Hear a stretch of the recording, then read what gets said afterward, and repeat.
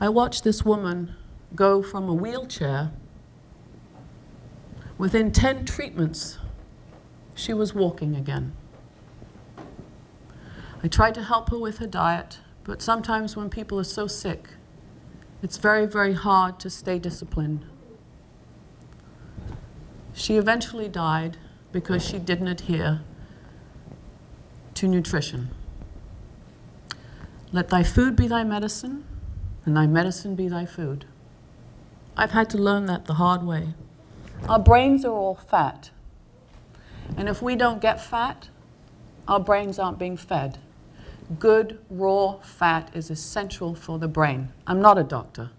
I'm just a mother. And actually not just a mother. I'm the mother of 3 really extraordinary children. My second child had problems with AH, whatever those labels are, you know.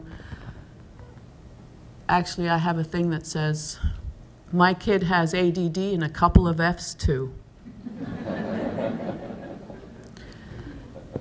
And I have had to change the diet of my children, and I have learned a lot. And basically it is, we take better care of our cars than we take care of our bodies. Our little autistic children are like little barometers to what's going on in our environment. They're highly ultra-sensitive. They're very special, they're very gifted. And as we are, it is hard for us to see and get into their world.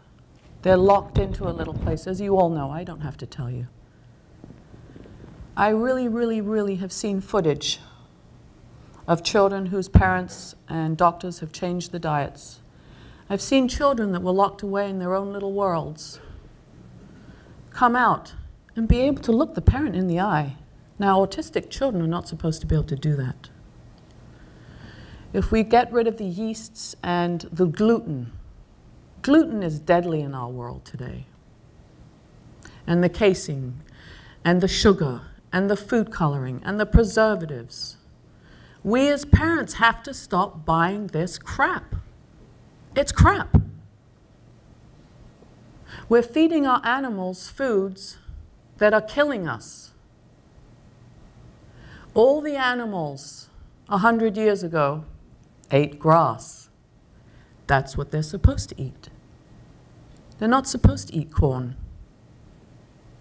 In fact, when they eat corn, that festers inside their gut and creates salmonella and all these other things. A grass-fed cow does not get mad cow. Corn-fed, drop dead. Corn is genetically modified. It's a genetically modified organism, which is Frankenstein food, in my opinion. It's genetically engineered in labs by a company called Monsanto, who are evil and are stealing our farmers' land, and they're stealing our right to eating correct and nutritional and healthy and beautiful food as nature intended. I'm just here, I don't know if I can speak for 30 minutes, but I'm here with a passion, and I'm here to just, everybody in this room that looks after autistic children, you're my heroes, because it's hard enough to just look after children, period, let alone children that have behaviors that society frowns upon. Like when your kid's having a tantrum, people aren't there for you. All they want to do is shut the door and go, get the hell out of here. What's wrong with everybody? There's a woman by the name of Shannon Knetz, is that how I say it? Yeah, well, I tell you what, you are one of my new heroes.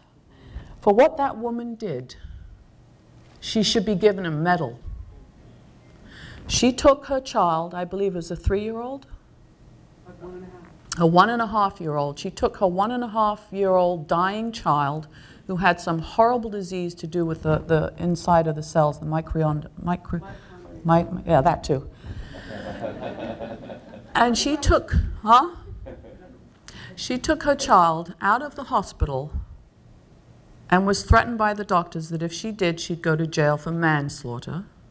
She took her child out of the hospital, took it away to Florida and put her child in a hyperbaric oxygen chamber and watched the child thrive, right? How come in this great country oxygen is not being given to us? In Russia and China, hyperbaric oxygen medicine is used for 86 ailments. And yet in this country, we're only allowed to treat 12. I would like to see everybody gang up and really start being able to have control over our family, our children, and we should be the ones making the decisions. We as parents know what's wrong with our children, and we as parents, a lot of the time, know better than the doctors. They put my brother on a drug, phenobarbital, to stop the seizures, which he'd been given from the inoculations. And my mother said, that drug's no good for my boy. We're the doctors. My poor brother ended up dying a really hideous death because he wasn't diagnosed, I believe. If he'd been diagnosed, we would have treated him differently. This poor boy had 36 car accidents. He had 3 in one day. He couldn't hold a job. He was angry. He was antisocial. He didn't have a relationship for 14 years. If he hadn't had me, he wouldn't have had anybody. My mom, over the last 6 years, has been dying too. In fact, last week I broke her out of the hospital. I didn't like the way that she was being treated. The doctors were saying, well, we have to run some tests. I looked at them and I said, well, I don't have to run any tests. I can see what's wrong with her. She's elderly. She's dying. Leave her alone. So I wrapped her up in the hospital sheets, which I figured I'd already paid for. And a nice paramedic helped carry me and her to the car. I put her in the truck, I took her home, I put her in my bed for 3 days, I made her better, and then I took her back to her 24-hour care facility. I know what it's like to take care of people, and my heart goes out to you. But you can really, really, really, really make a simple difference by changing your diets. Make it a family affair. You'll all blossom. With my own health issues, I've really had to work hard. So this is not me just talking flippantly. I know what it's like to hurt.